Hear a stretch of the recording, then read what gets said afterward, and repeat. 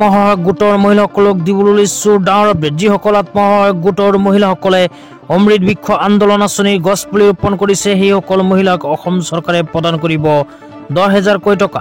তো অসমৰ মুখ্যমন্ত্ৰী ডক্টৰ হিমন্ত বিশ্ব শৰ্মা ছাৰে আত্মসহায়ক গোটৰ মহিলাসকললৈ নতুনকৈ কি ঘোষণা কৰিছে আপোনালোকে যদি জানিব বিচাৰে অনুগ্ৰহ কৰি ভিডিঅ'টো স্কিপ নকৰি চাই থাকক। আমি চিন্তা কৰিছো যে এই 40 লাখ মহিলা সকলোৱে হয়তো নাপাব, কিছু ক্ৰাইটেৰিয়া থাকিব। আমি 10,000 টকাকৈ তেওঁলোকক আগবঢ়াই আমি 40 লাখ মহিলাক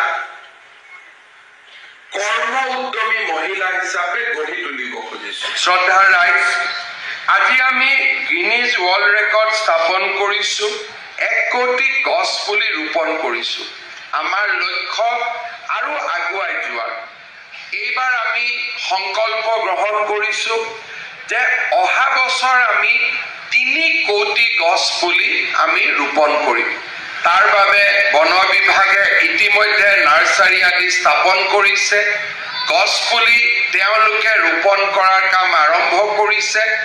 আৰু এইবাৰ আমি যেনেকৈ 9টা স্থানত বিভিন্ন ধৰণৰ বিশ্ব ৰেকৰ্ড স্থাপন কৰিছো, অহাবাৰ যাতে প্ৰতিখন জিলাৰ সদৰলৈকে এই প্ৰচেষ্টাক আমি লৈ যাব পাৰো, তাৰ বাবে আমি বিভিন্ন ধৰণে সংকল্প লৈ আমি আগবাঢ়ি যাব লাগিব।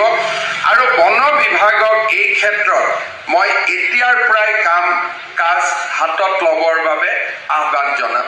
3 কোটি গছ পুলি আমাৰ লক্ষ্য হ'ব। 1 কোটি গছ পুলি আমি ৰোপণ কৰাৰ প্ৰচেষ্টাত সফল হোৱাৰ পিছত মই ভাবো যে 3 কোটি গছ পুলিও আমি ৰোপণ কৰি আমি স্থাপন কৰা বিশ্ব অভিলেখ আমিয়ে ভংগ কৰি আমি আৰু নতুন বিশ্ব অভিলেখ সৃষ্টি কৰিম। সেই প্ৰচেষ্টাৰে আমি আগুৱাই যাম। বন বিভাগত নতুন ৰিক্ৰুটমেণ্ট হৈছে, নতুনকৈ বহুতো আমাৰ যুৱক যুৱতীয়ে প্ৰৱেশ কৰিছে। এটা ইয়ং টিম আছে ফৰেষ্ট ডিপাৰ্টমেণ্টত, আৰু মই বিশ্বাস কৰোঁ যে আমাৰ ফৰেষ্ট ডিপাৰ্টমেণ্টে যদি সংঘবদ্ধভাৱে এই কামত আগুৱাই যায় আমি নিশ্চয় সফল হ'ব পাৰিম। আৰু ফৰেষ্ট ডিপাৰ্টমেণ্টক এই ক্ষেত্ৰত আন সকলোবোৰ বিভাগে নিজৰ নিজৰ কৰ্মক্ষেত্ৰত সহায় কৰিব।